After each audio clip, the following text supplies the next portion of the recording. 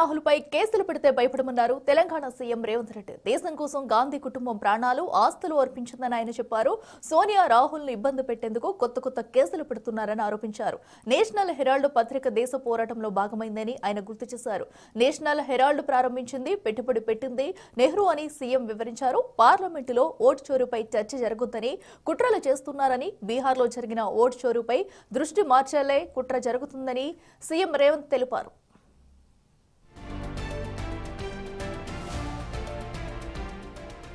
ప్రజాప్రభుత్వం ప్రజల సంక్షేమానికి కృషి చేస్తుందన్నారు సీఎం రేవంత్ రెడ్డి. 18 ఏళ్లు పైబడిన ప్రతి మహిళకు ఇందిరమ్మ చీరలు ఇస్తామని, ప్రతి ఆడబిడ్డకు ఇందిరమ్మ చీర చేరేలా డీసీసీలు పర్యవేక్షించాలని సీఎం సూచించారు. సంక్షోభ రాష్ట్రాన్ని కేసీఆర్ మన చేతిలో పెట్టాడని, సంక్షోభ రాష్ట్రాన్ని సంక్షేమ రాష్ట్రంగా మార్చుతున్నామని, నగరంలో పరిశ్రమలను బయటకు తరలిస్తున్నామని సీఎం రేవంత్ చెప్పారు.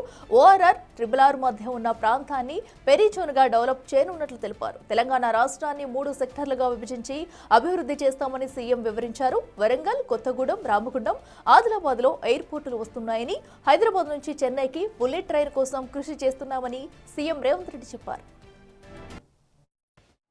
ఈ దేశం కోసం మోతీలాల్ నెహ్రూ గారు, తెలుగు మే బోల్కే హాత్ ఖడా, మోతీలాల్ నెహ్రూ గారు, పండిత్ జవహర్లాల్ నెహ్రూ గారు ఆగర్భ శ్రీమంతులు. ఆ రోజుల్లోనే వేలాది కోట్ల రూపాయల ఆస్తులను దేశ స్వతంత్రంలో పెట్టుబడిగా పెట్టడమే కాకుండా దేశ స్వతంత్ర పోరాటంలో వాళ్ళ ఆస్తులన్నిటిని కూడా ఈ జాతికి, ఈ దేశానికి అంకితం చేసింది.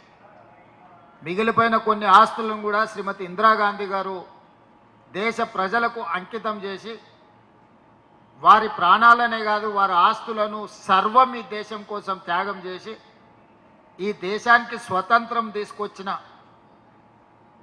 మోతీలాల్ నెహ్రూ, పండిత్ జవహర్లాల్ నెహ్రూ గారు 10 సంవత్సరాలు జైలు జీవితం గడిపిండు దేశ స్వతంత్రం కోసం. మహాత్మా గాంధీ గారు 30 సంవత్సరాలు స్వతంత్ర పోరాటమే కాదు, మహాత్మా గాంధీ గారు 30 సంవత్సరాలు బ్రిటిష్ వాళ్ళతో కొట్లాడిన మహాత్మా గాంధీ గారి మీద లాటెత్తడానికే బ్రిటిష్ వాళ్ళు భయపడ్డారు ఆనాడు. కానీ స్వతంత్రం వచ్చిన తర్వాత భారతీయ జనతా పార్టీకి సంబంధించిన వారసులు మహాత్మా గాంధీ గారిని దారుణంగా హత్య చేసిన రాజకీయ పార్టీ భారతీయ జనతా పార్టీ.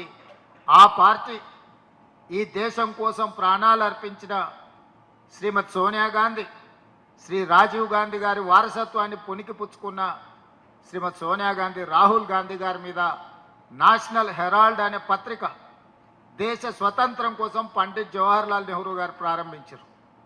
వారి సొంత ఆస్తులను పెట్టి నేషనల్ హెరాల్డ్ పత్రికను ప్రారంభించారు. ఆ పత్రికను ఆనాడు ఉధృతంగా దేశ స్వతంత్ర పోరాటం జరుగుతున్నప్పుడు దేశం నలుమూలలు జరుగుతున్న పోరాటాలను ఆ పత్రికలో ప్రచురించి ప్రజలకు ఒక స్ఫూర్తిని, ఒక పోరాట నాయకత్వాన్ని రగల్చి ఈ దేశాన్ని ముందుకు నడిపించారు. ఈ నెల 7న ఉస్మానియా యూనివర్సిటీలో సభ పెట్టి వర్సిటీ అభివృద్ధికి నిధులు మంజూరు చేస్తామన్నారు రేవంత్ రెడ్డి. ఓయూని అంతర్జాతీయ ప్రమాణాలతో అత్యుత్తమ యూనివర్సిటీగా తీర్చిదిద్దుతామని హామీ ఇచ్చారు. ఈ నెల 8, 9న తెలంగాణ రైసింగ్ గ్లోబల్ సమ్మిట్ నిర్వహిస్తున్నట్లు తెలిపారు. తెలంగాణ రైసింగ్ 2047 విజన్ డాక్యుమెంట్ ఆవిష్కరించుకోబోతున్నామని తెలిపారు. కేంద్రంతో కుట్లాడి హైదరాబాద్, బెంగళూరు గ్రీన్ ఫీల్డ్ హైవేతో పాటు బుల్లెట్ ట్రైన్ మంజూరు చేయించుకున్నామన్నారు. పనులు చేయడమే కాదు రాజకీయాల్లో చేస్తుంది చెప్పుకోవాలన్నారు. రాష్ట్రంలో కులగణన విజయవంతం అయ్యింది కాబట్టే కేంద్రం ముందుకొచ్చిందన్నారు టీపీసీసీ చీఫ్ మహేష్ కుమార్ గౌడ్. తెలంగాణలో కాంగ్రెస్ ను మరింత బలోపేతం చేసే దిశగా గాంధీ భవన్ లో టీపీసీసీ కార్యవర్గ సమావేశం జరిగింది. ఈ సమావేశంలో ప్రధానంగా నూతనంగా నియమితులైన డీసీసీ అధ్యక్షులకు పీసీసీ చీఫ్ మహేష్ కుమార్ గౌడ్ నియామక పత్రాలు అందజేశారు. రాబోయే స్థానిక సంస్థల ఎన్నికలు, పార్టీ బలోపేతం, ఏఐసీసీ కార్యక్రమాల అమలు, రాష్ట్ర వ్యాప్త కాంగ్రెస్ కార్యక్రమాలు తదితర కీలక అంశాలపై విస్తృతంగా చర్చించారు.